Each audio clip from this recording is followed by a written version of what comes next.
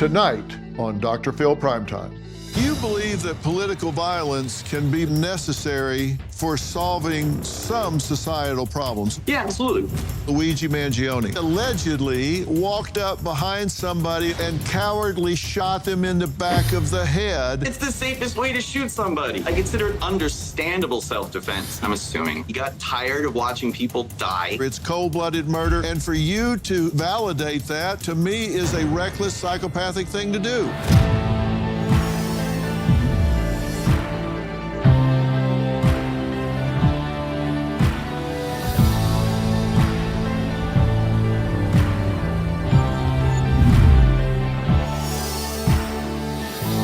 Political violence.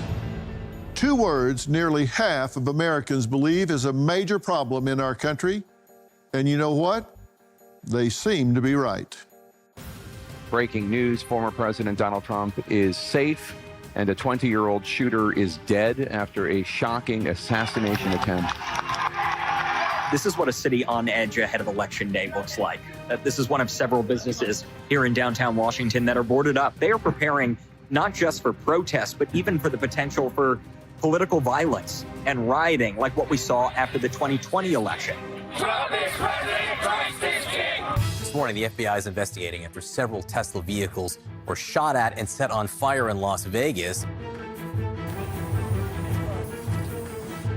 The suspected killer of United Healthcare CEO is now in custody. Luigi Mangione, charged with one count of second-degree murder. Tragically, political violence is becoming normal in America, and the newest threshold is corporate America. Officials have arrested nearly 100 people after a crowd of protesters stormed the lobby of Trump Tower in New York City. They're demanding the release of Mahmoud Khalil. Democrats don't trust Republicans. Republicans don't trust Democrats. There's no middle ground here whatsoever. The way you take care of a bully is you bloody their nose. And that's where we're at. This kind of violence is becoming far too common in our society. And I don't give a damn if it's coming from one particular side or the other. It is not okay, and it has to stop. It's been reported that we are seeing the most sustained surge of political violence since the 1970s. Yet it's not just the physical violence and vandalism against political leaders, federal judges, public officials, and those with an opposing ideology. These attacks also come in the form of death threats, verbal harassments, and even swatting those in the media, which have included myself and Robin. Yet what may be even more appalling than these vicious attacks are that many Americans find using violence to solve political and societal issues understandable. Even worse, when it comes to murdering a political figure or the CEO of a healthcare organization, many can find that justified. In fact, a recent poll found assassination culture alive and well in America, with over 30% of respondents being able to justify the killing of Elon Musk and the President of the United States, Donald J. Trump. My first guest, Daisy, claims not only can political violence sometimes be necessary for change, it can be a logical response when people feel powerless. I hate it when somebody says that violence isn't the answer. Yes, actually it is. A lot of the time, violence is the answer. Violence is the answer that you seek for a lot of your problems. Not every problem, not the problems that can be solved without violence, but a lot of problems can be solved with violence and can be solved permanently with violence. We talk about morality like it's clean. But there's a point when the planet is dying enough that eco-terrorism becomes a moral act. We're watching the planet burn, and billionaires like Elon Musk keep making things worse. People are lashing out because they feel powerless to do anything else. That's not madness, that's logic. You just have to be ethical about it. Take care of nonsense that needs to be taken care of expeditiously. Daisy, welcome. I'm interested to talk to you, and I appreciate you being here. Thanks, Dr. Phil, for having me on your show. I really appreciate it. You believe that political violence can be both logical and necessary for solving some societal problems. Not all, but some. Yeah, absolutely. We all do. We're all glad that the slaves got freed. We all understand Harriet Tubman. We all appreciate having weekends. Even the ADA, the American Disabilities Act, only got passed through violence. It's an unfortunate fact of our society that sometimes that's the nudge that things have to happen so that things happen. Yeah, I meant it that way. You say that human rights have never gotten advanced by asking nicely. Yeah, I think it's a status checker that said nobody in the world, nobody in history has ever gotten their freedom by appealing to the moral sense of the people who are oppressing them. The people who commit political violence always believe they're committing a moral act. And then we, armchair quarterback, currently and throughout history to determine if what they did was morally correct. But in the moment, everyone feels like they're behaving rationally. That's just how we as a species operate. You don't think that's a reckless mindset to take? I mean, reckless is something that we label something else. You know, like when we joined World War II, we didn't want to. We were kind of pushed into it. But when we did, we leaned into it. And yeah, I agree. We were morally correct to do so. We, on no matter what side of politics that you're on, whether it be the people protesting, like in the January 6th, which I appreciate you added to the clip because that's a very recent example of people who thought they were committing political violence for good reasons. We can discuss what it is, but was it reckless? Absolutely. People were hurt, people that didn't need to be hurt. Were they trying to overthrow the government? A lot of people say yes. Do I agree with those people? Yeah. I was present during the 2020 protests in Seattle. I was on the ground in the daytime. I couldn't be at the protests because I have really bad asthma and the cops kept gassing neighborhoods. But from a certain perspective, the police started almost all of the violence, and the state violence itself is what perpetrated that violence, because violence always stabs both ways. So yes, it is reckless, but sometimes it feels necessary, and people just don't have the pleasure of sitting around and thinking things out in the moment. Well, we can argue that, but that, factually, that's just not true. The CHOP protests in the Chaz area, for example, those kinds of violence weren't started by the police. They were started when protesters in Seattle, for example, claimed a 6-block radius in the surrounding area as their own and occupied it for 23 days. And that's a matter of fact. It's a matter that's been confirmed by video. Both sides have acknowledged that. Oh, yeah. So that wasn't started by the police. It was started by the protesters.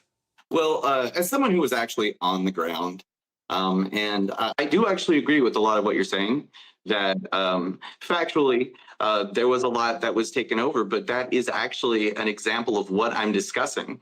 It wasn't a planned takeover. Remember, the police abdicated the space. They left. There was no planning. There's no leadership. People stepped in to take over a space that was abdicated by the police because they were scared.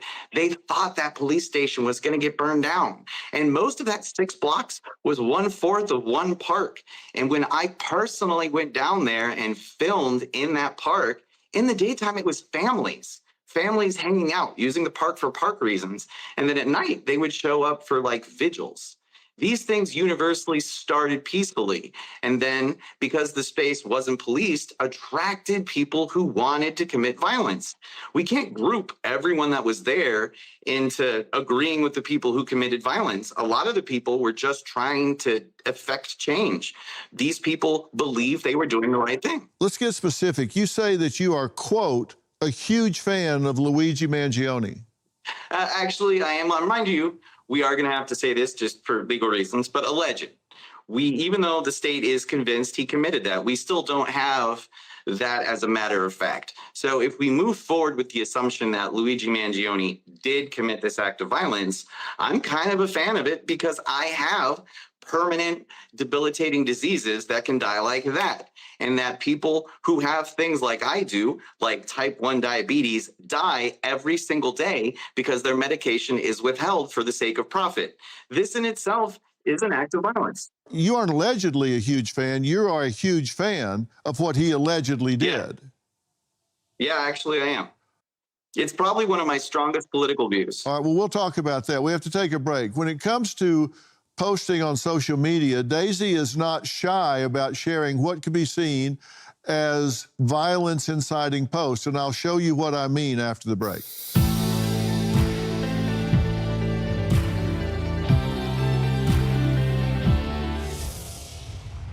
That is a psychopathic interpretation of what you're describing. He walked up behind someone and shot them in the back of the head. That's cold-blooded murder. That's not self-defense. That's cold-blooded murder. And you're saying hooray for you had on a Luigi hat.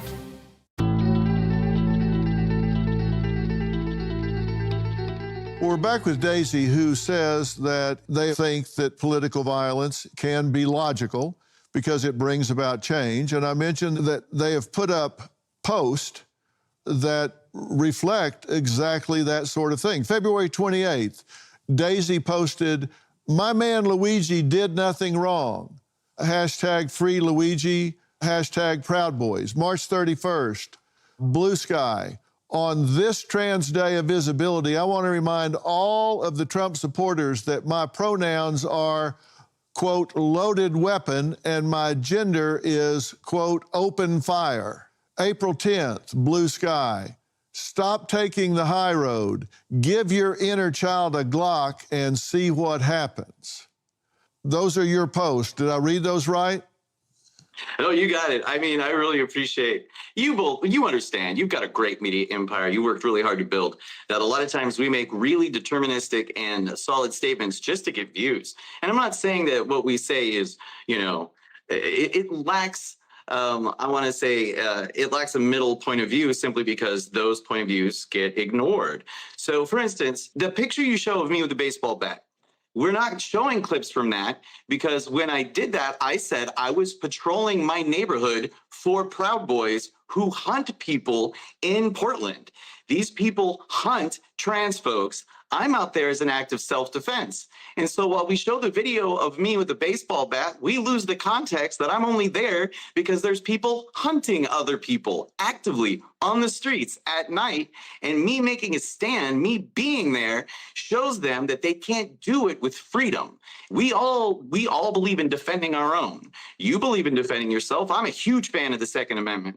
That last quote of mine is a joke, but it's true. If somebody is hunting you, you're allowed to defend yourself. That's one of the reasons we even have the Second Amendment. I just don't own a gun. I own a bat and a machete. Was what Luigi Mangione allegedly did, do you consider that self-defense? I consider it understandable self-defense. Same thing that I was doing. If he did it, he believed that he was defending. I mean, I'm assuming. I don't know Luigi. I'm assuming that what he did was what he thought was proactive self-defense. He got tired of watching people die. He got tired of watching people getting killed for the sake of capitalism and profit, and he decided to take act. And here we are talking about it. Didn't several places change their rules immediately after? Insurance companies were affected. We're charging him with terrorism because corporations are scared. People could shoot up a school and not get the death penalty, not get charged with terrorism, but you kill one guy in a suit who's responsible for killing people, and all of a sudden it scares everybody. We're going to put him on a perp walk with a bunch of guys with big guns. Nobody's scared of Luigi Mangione. Children are scared of school shooters, but we want to talk about Luigi like he's the problem. He allegedly walked up behind somebody on the street and cowardly shot them in the back of the head. And you sensationalize and glamorize that? It's the safest way to shoot somebody. That's how they did it in the Old West. I'm not going to kill anybody. And if I did it in self-defense, they're going to be facing me because that's the kind of person that I am. But if you want to shoot somebody, it's the safest way to do it. We're talking about the justification of it, but he could have done it from the front. He just wanted to make sure he got his shot. So if we follow that he thinks he's making a rational act, he did it in a rational way. Well, how did he screw up? He flirted with the girl. That is a psychopathic interpretation of what you're describing. He walked up behind someone and shot them in the back of the head. That's cold-blooded murder. That's not self-defense. Yes. That's cold-blooded murder. And you're saying, hooray for you had on a Ouija hat. I do. I still wear it. I couldn't wear it today because they didn't want me to be super colorful. But yeah, I wear it. I wear it at work. Like, I'm making a political stance, which is hardcore to what's going to be a lot of your viewers. But remember, like that photo right there, I'm out there defending my neighborhood. It's not that different than taking a gun to defend your family if somebody breaks into it. It's just Luigi took even more extremes. And yeah, I might come across as harsh because I'm a cheerleader because he took those actions. And yeah, that is going to alienate a lot of people. But there are also a lot of people that agree with me. They're sick of all the people who die because of profit. And he decided to take an action. People are going to celebrate that action. And if we didn't have to go you support firebombing Teslas. You support firebombing Teslas. I think that mostly is a useless action. What that is that's an understandable action because it's not like these people can actually get at the billionaire class. They very wisely make their statements, make their decisions, and then they don't go down on the street and talk to people. They pay people for that. These people hire the Pinkertons to go after people. They hire bounty hunters. They pay off the cops and government officials to do the violence for them. So violence comes back at them. Violence stabs both ways. If they didn't want violent acts to come their direction, they would stop perpetrating violence. And you say when watching hate speech rise and fascist policies creep in, the only thing people have left is violence. Yeah, they don't have action. We don't have financial democracy. People don't have choices. Even voting doesn't exactly get you anywhere. I'm from Idaho. You know, it's not like when I voted in Idaho, it did anything for me. You know, the people in Idaho struggle, and everyone that can't afford to leaves. I moved out in 2019. Have you ever heard of Martin Luther King? I love Martin Luther King. Yeah. Why don't we teach what Martin Luther King wrote in school? Well, because people like you go around and you go around and clap for people like Luigi Mangione. Martin Luther King said, if you succumb to the temptation of using violence in the struggle, unborn generations will be the recipients of a long and desolate night of bitterness, and your chief legacy to the future will be an endless reign of meaningless chaos. And you stand up and applaud a coward who shoots somebody in the back of the head. I'm curious why you're so fascinated with the shooting in the back. Would you be saying the same thing if he shot him in the front? Yes. Yeah, you just wouldn't use the word cowardly to try to enhance the argument. Yes, I would, because he walks up to an unarmed person on the street and unexpectedly ambushes and shoots him in the head. That's a cowardly thing to do. That's murder. It's cold-blooded murder, whether you shoot him in the back of the head, the ear, the forehead, whatever. And for you to applaud that and validate that, to me, is a reckless, psychopathic thing to do. You can't possibly really believe that. Yeah, and I completely understand. I understand where you're coming from. You can't possibly understand why really that believe seems really that. scary. You can't Well, possibly obviously really I believe do. I'm saying it in public.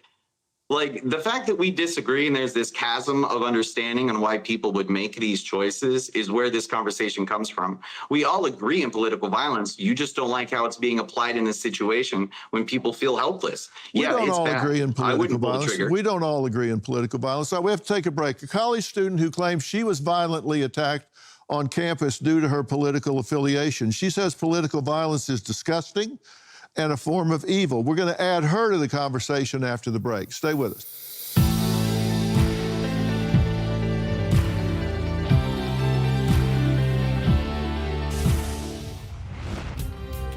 This is the kind of bike lock we're talking about, which probably weighs a pound at least. You could clearly kill somebody with this. Yes, I mean, yes. It's essentially a hammer. Yeah. No one tackled this person. Nobody tried to stop it. A few weeks ago, a transgender man attempted to kill me by swinging a bike lock at my head. We were promoting a comedy show on campus. He swung and hit our canopy tent that we had set up. I then told everyone to watch out. He went to our table and swung his bike lock and shattered my phone. The screen was severely shattered. I went to go approach the man to try to get him to stop, and that is when he went and he swung the bike lock at my head and attempted to murder me. I yelled out, "Record, record, somebody record." That's when that video was recorded of my secretary recording the man who attempted to hit him with a bike lock as well.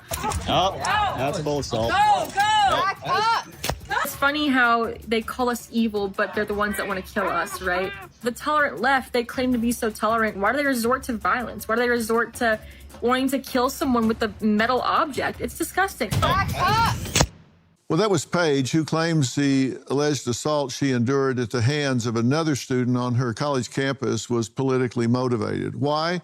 Because Paige is president of her university's Turning Point USA chapter, an organization known for its conservative views. Paige, thanks for being here. Thank you for having me. When we talk about a bike lock, we're not talking about a chain. This is the kind of bike lock we're talking about, which probably weighs a pound at least. And it's serious, it's heavy, and you could clearly kill somebody with this. Yes, I mean, yes. it's essentially a hammer. Yeah. I mean, it's like a claw hammer. Felt like it, yeah. Yeah, you could certainly hammer a nail in with this easily. Why do you think this happened? He did not like our club's views. He obviously knew who we were. I'd seen him before the event happened 2 weeks prior at one of our Turning Point events, and he tried to attack us then too by knocking over our microphone stand. So he knew who we were. We're out there tabling every week, Monday through Wednesday, we're there. He knows us, he knows our presence on campus, and he doesn't like what we stand for, and that's our conservative values. Okay, and you say no one tackled this person? Nobody tried to stop it? No. Nothing. No, there were plenty of bystanders. So where this happened on our campus is the heart of our campus. The library's there, the student union is there. Everyone who goes to this campus has to pass through there to go to their classes or eat or go study, right? There were a lot of bystanders there, and nobody took the initiative to stop this guy. And he's obviously small enough to be tackled or small enough to be restrained or stopped, and nobody took the initiative. And I find that disheartening and sad. Were there any confrontations going on? No. So, there was no provoking of this guy at all. As I said in the video, we were promoting our comedy show. It was midterm season, so we wanted to add some enlightenment to the campus. We were just promoting that and saying, hey, come by our comedy show. We have free pizza. And he came by on his bike and started attacking us. There was no provoking at all. Okay. So what was the aftermath? You say there was a GoFundMe that was created for who? For the attacker. There was a GoFundMe set up for him. There were comments online posted that I deserve to get hit harder. Turning Point USA deserves to be demolished. We deserve this violence against us. It's disgusting. There was a protest. It was a Trans Day of Visibility protest on campus, and they were supporting him because he's a transgender man. And they said, Turning Point, get off our school. We don't like you. We don't like our police officers. They want us out of there. And they're supporting him, even though I was hit in the head. And there were some posts that were put up. They read, Paige didn't get hit hard enough, LOL. It's the best thing that ever happened to her. Deserved for bigotry. TPUSA, all should have their skulls pushed in. Does anyone have a link to the bail fund? Yeah. Did someone give TPUSA a taste of their own medicine, ? So these were the things that were put up. I mean, how did you feel about that? I felt disgusted, honestly. I went to our campus police and I asked, please, be our securities. We had security guards that are tabling the next day after. I asked for a statement about violence being put out by the dean. The dean, she said it's in the hands of the president, and the president said, no, we cannot put out a statement, condoning violence, saying we don't accept that's happening to you. We don't want more violence on our campus, because my school, it's not a campus of hatred. We're a small commuter school. It's not like we're A&M who has thousands of students. No, we are a small school. No one thought this is possible at our school. Nobody ever thought that. And so I want a statement put out saying we do not condone violence of any kind, and they refused. It's very sad, and I'm scared for people who want to be in the club later on. Has your organization ever been to a meeting or anything of sort? Have you ever fostered any physical violence towards anyone? No. Of any group? No, we actually, when I do our tabling outside as the president, I encourage conversation. I encourage people from other clubs who do not like us. There are clubs that are established that we know don't like us. I say, hey, come have a conversation with us. Come talk to us. You know, we're normal people. We're just students like you. Come have a respectful conversation. Come discuss, you know, what you like and don't like about us. We're not full of hatred and malice. We're not out here attacking people. We're offering free cookies and free pizza at our meetings, right? We're not a club full of hate. We just want to have a club full of friends who get together and we hang out. That's it. And the university did nothing. Has this individual been arrested, prosecuted? Yeah, so actually I am happy that the university police, they got him the same day that he hit me, 4 hours later. Funny enough, he was still on campus doing his normal day-to-day activities. They caught him in a school building, and I really commend them for that. The UCD police have been incredible. We have their numbers in our phones. If we ever need anything, they're there within an instant. The only thing that I do not like is how they will not put out a statement against violence, and he has been expelled. So they have done their job in that regard, but I would like a statement because obviously these messages online, they're a lot of them, and that's against us, and that's scary that other students feel the same way he did. They could attack us as well. It's scary. All right, we have to take a break. Daisy claims when it comes to Paige's alleged assault, her attacker was acting in self-defense, and I guess maybe that justifies hitting her in the head with a bike lock similar to a hammer. I'll get Daisy's opinion about that after the break.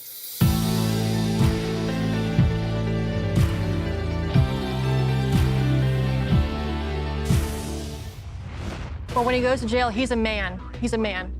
Well, that's fine. Like, we don't have to agree on the terminology, but that gets us away from the point. The point is that he tried to murder me. What's the point? What does it matter what he believes in his... What does it matter how he feels that you address him as? To me, focusing on that is what's disgusting. He tried to kill me with a metal bike lock. That's disgusting.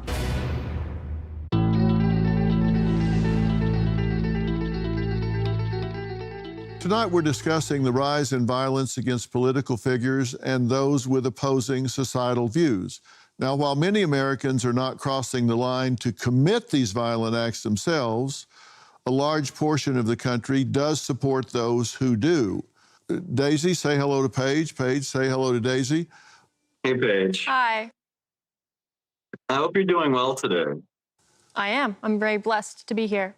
Daisy, you say this was an act of self-defense. You weren't there, and nobody was attacking or harassing this individual, but you say that Paige's political stance is a form of violence. In 2019, the Turning Point did a tour called A Culture War.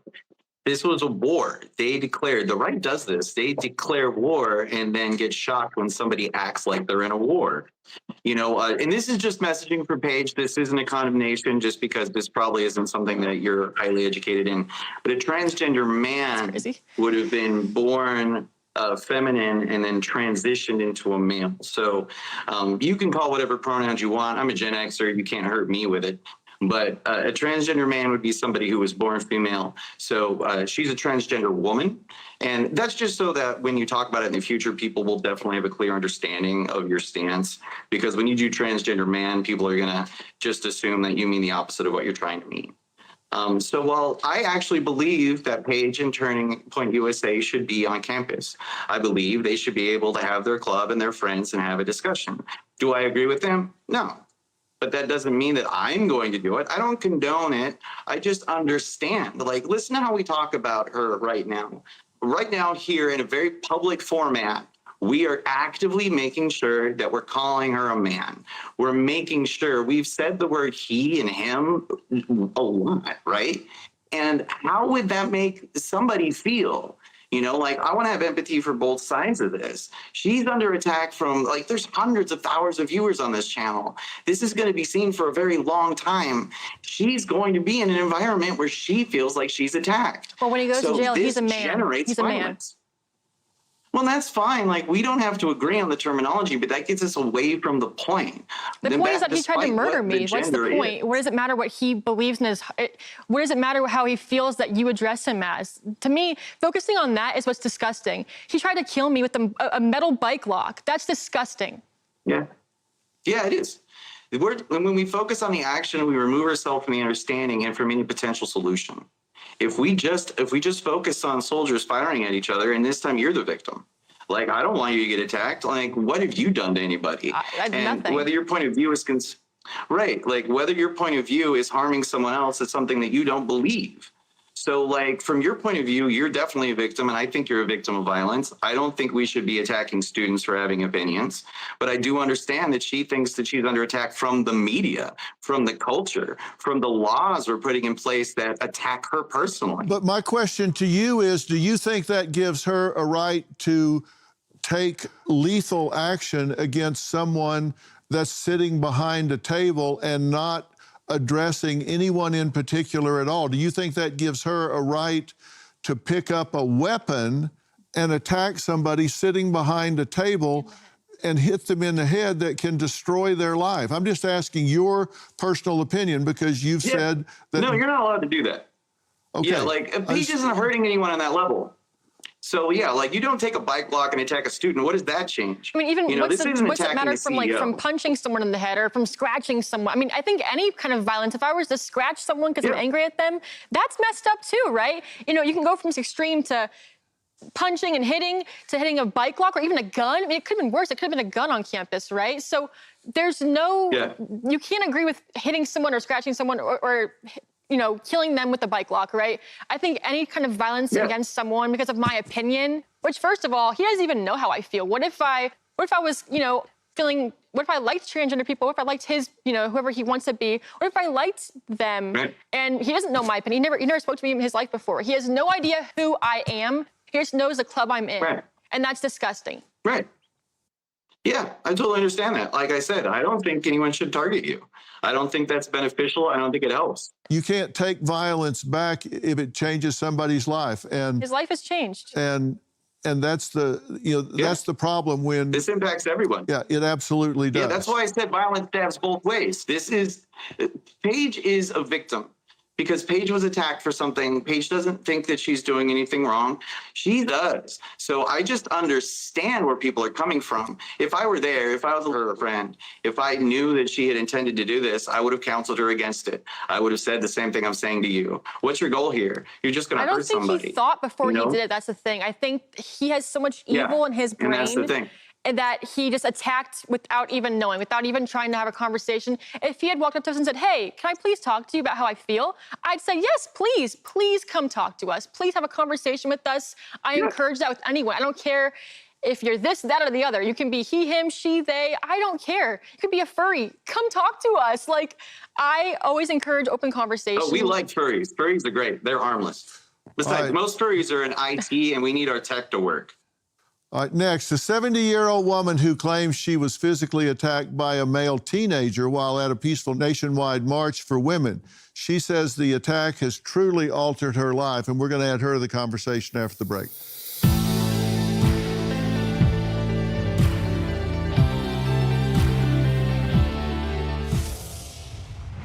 As I turned, he just punched me and knocked me to the ground, punched me in the gut. Do you have any idea what his thoughts were, his beliefs were, what he objected to?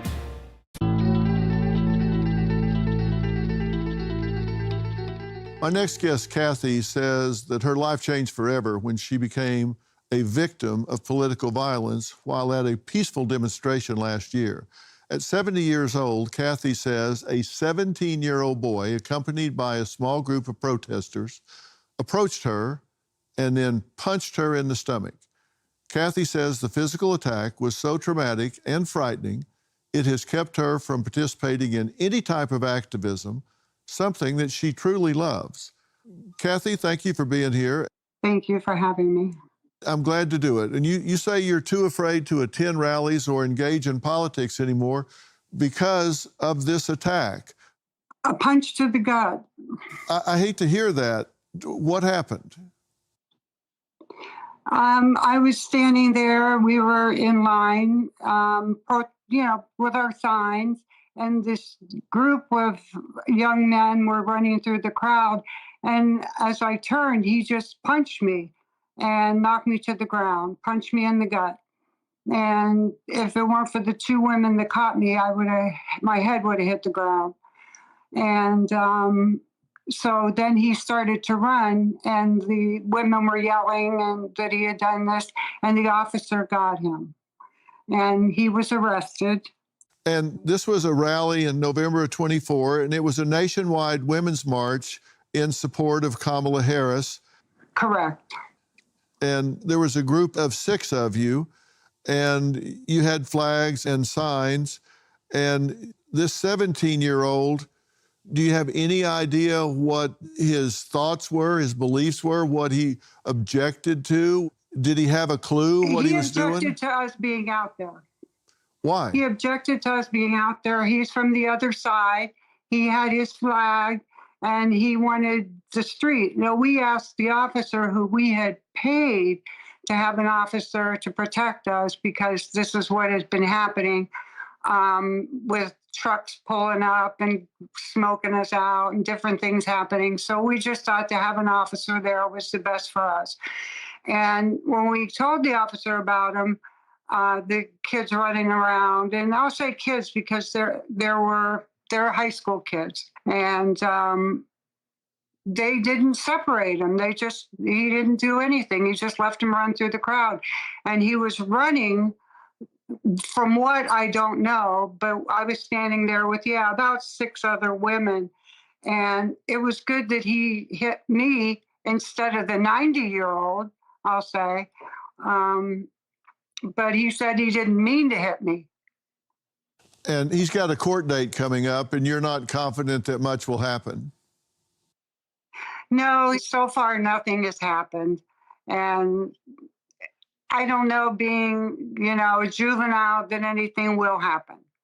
You say you feel like more of the violence is coming from the right, not necessarily the Republicans, but the Trumpers. That's what I think. It's not the Republicans. There's a group of Trumpers that I live in a very red county, and we have had a lot of problems that go on. And so I stay to myself, and most of my friends do stay to themselves. You go to a rally, you figure you're safe, you're out there with your group, and you're, people you don't know, people you do know. And you're out there and you're having a good time. You're holding your sign and you're standing up for what your rights are.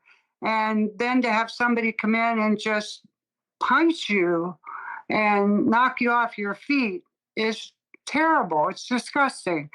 There's no kind of violence, I don't care what anybody says, that is good. There's no good violence. I agree with you, ma'am.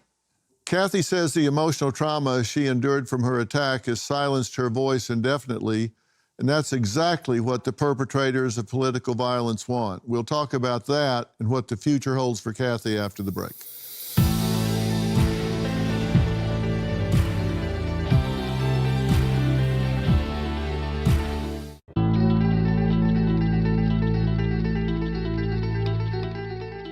We've been speaking with Kathy, who was punched in the stomach by a teenager. I think it's interesting that he chose a 70-year-old woman to punch and not some guy that was twice his size or his equal. That's my problem. And Kathy, you say it seems like it's coming from the Trumpers. I actually looked it up when you said that, and the facts don't bear that out. Democratic support for political violence has almost doubled since September of last year, from 18% to 35% among participants at anti-Trump protests. So it's certainly gone up on the Democratic side, double. But it's not one side or the other. It's gone up too much on both sides, and we need to calm this down. And I hate to hear comments from Daisy saying, oh, this is the logical thing to do. There are so many alternatives to advancing the agenda short of violence. And in the situation that you were in, Paige, where this gets swung at your head, instead of this getting swung at your head, I really wonder what would have happened if instead a conversation had ensued. We could have agreed on something, probably. I don't agree with everything that any group comes forth with, but I've been platforming the transgender population. I've done episodes and have met such wonderful, intelligent, exciting people. And I don't agree with everything they say, or they don't agree with everything I say. Do you ever want to attack them, though? But no. But I've met and been enriched by so many interesting people that have become friends across decades. We don't agree on everything, but you don't have to love everything about someone to love them. I like that. Yeah, that's how it should be. Final thoughts after the break.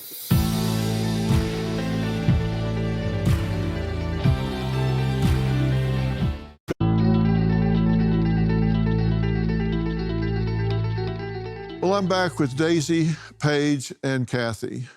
Daisy, I'm offended by your attitude about violence. I think it's reckless. I think it's absolutely the wrong approach to take. Violence is not the answer. I want to thank Daisy, Paige, and Kathy for sharing their stories tonight. We reached out to the attorney reported to represent the suspect who allegedly assaulted Paige for a statement, but did not receive a response. We also reached out to Paige's University, and we received the following statement. The University of Texas at Dallas Police Department investigated a reported assault that occurred March 25 on the UT Dallas campus. An individual who was confirmed to be a UT Dallas student at the time was arrested and charged with aggravated assault with a deadly weapon, resisting arrest, and assault of a peace officer, among other charges. This individual is no longer a student and has been banned from campus. We consider this to be an isolated incident. Our goal is to ensure that UTD remains a safe learning environment where students can express various political and social viewpoints. If you want to see more about tonight's episode and everything that is happening here at Merit TV, please go to merittv.com. Thank you, and we will see you next time.